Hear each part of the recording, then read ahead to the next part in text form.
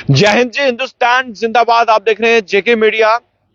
एक तरफ अलग अलग मुल्कों में जंग छिड़ी हुई है, जिसमें यूएस, इजराइल और ईरान के बीच में जंग जारी है।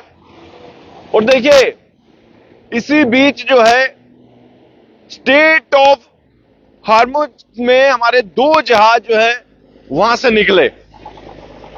इस संकट के समय में भी देखिए, हमारे भारत के दो जहाज जो एलपीजी कैरियर थे, जिसका नाम शिवालिक और नंदा देवी था, ये स्ट्रेट ऑफ हार्मुज से निकले।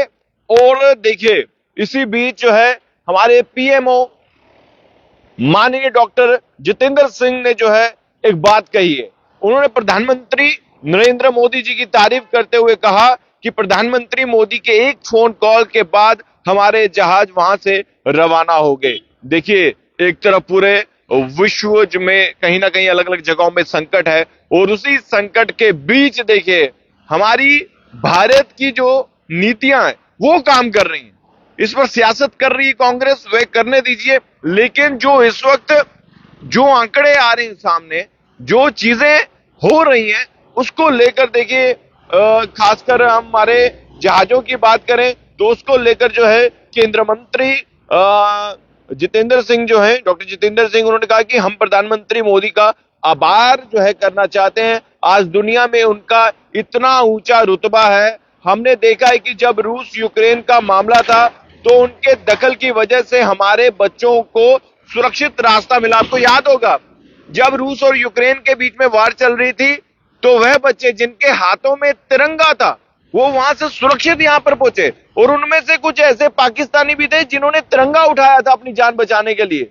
तो आज वक्त देखिए, आज वक्त है कि जो आज इजराइल वर्सेस जो है ईरान के बीच में युद्ध छिड़ा हुआ है, जिसमें अमेरिका भी इन्वॉल्व है, उसी बीच जो है जब हमारे दो जहाज स्ट्रेट ऑफ हॉर्मुज से गुजरे, एक का नाम शिवालिक, दूसरे जहाज का नाम नंदा देवी, ये एलपीजी कैरियर से जिनको वहां से गुजरा गया और ईरान ने इजाजत दी।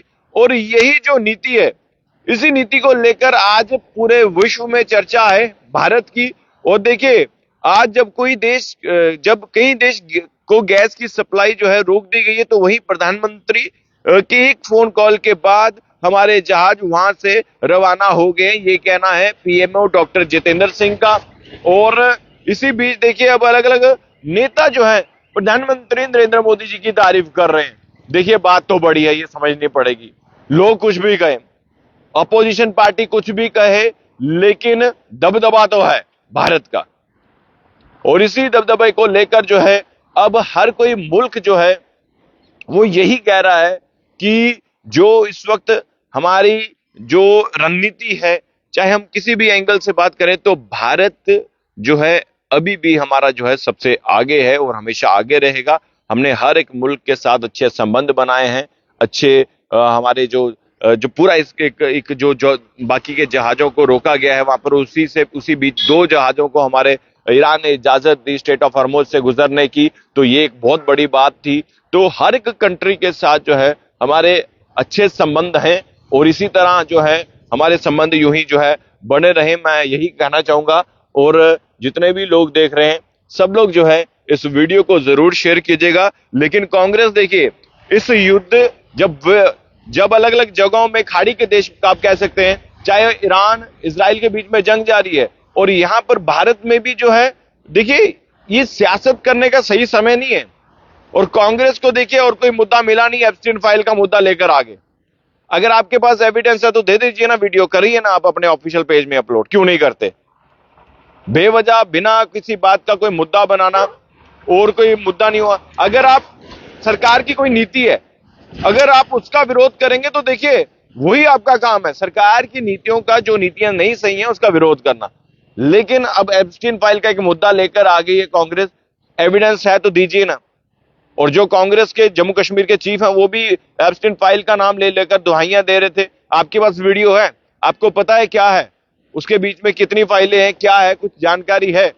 और जब हमने जो कर्रा साहब से हमने सवाल पूछा कि आपने प्रदर्शन किया, ठीक है, आपने ईरान इजराइल वॉर को लेकर जो है, जो ईरान पर अटैक हुआ, आपने उसकी निंदा की, ठीक है, लेकिन आपके जुबान पे एक शब्द नहीं आया जब तरुण की हत्या कर दी गई, सरेआम उसे जो है पीट पीट कर उसको जान से मार दिया गया, एक शब्द भी किसी भी कांग्रेस के लीडर्स ने नहीं निकाला, एक ट्वीट नहीं हुआ।